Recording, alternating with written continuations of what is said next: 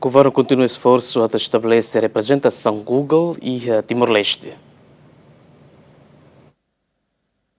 Ministro Transporte e Comunicação Miguel Manitelo hateten, governo continua esforço de estabelecer representante Google e Timor-Leste. Tamane ia seminário internacional ho tema Driving Digital Transformation in Timor-Leste ia segunda ne nudar continuação husi sorumuto nebemak antes ne halo ia Jakarta Indonesia ho dikolea konaba atau estabelecer representação Google e Timor-Leste. Ia seminário ne partilha experiência no ideia sira konaba o insa utiliza plataforma sira nebemak Google ia nune bel facilita professor no estudante sira ia processo aprendizagem. Ita espera kata banhira Google minha presença em termos de futuro mai sira tem que ser net saban né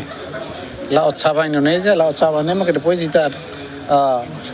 serviço social lá ita cara lorong ini ser tem que né ida nem macam objetivo para Google ao cara lori ser mai Timor nabe atividades ida oh né são atividades inicial ida ba cooperação nabe maka aku atau halo agora no futuro e maluk serona acompanha kata a presença né hanesun hautetiona liga para clio baia usa Google onia aplicação sira na via Google né ba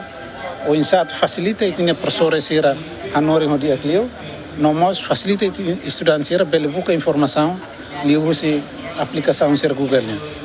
Estudante nebemak participa seminário ne considera esforço governo ne importante tebes atu promove digitalização e escola sira também bele tulung estudante sira atu melhora liutan sira nia conhecimento. Sim, claro, o benefício ita bela recata ne itla fori prioridade para professor sira atu explica tu de que sira nia cara mas bem dala bargos for prioridade para estudante sira atu íamos tuir sen hatene tamba o intare rasi sen explicação nova ia computador entre estudante hoy hicimos explica si emas era Google application hoy se explica kata dia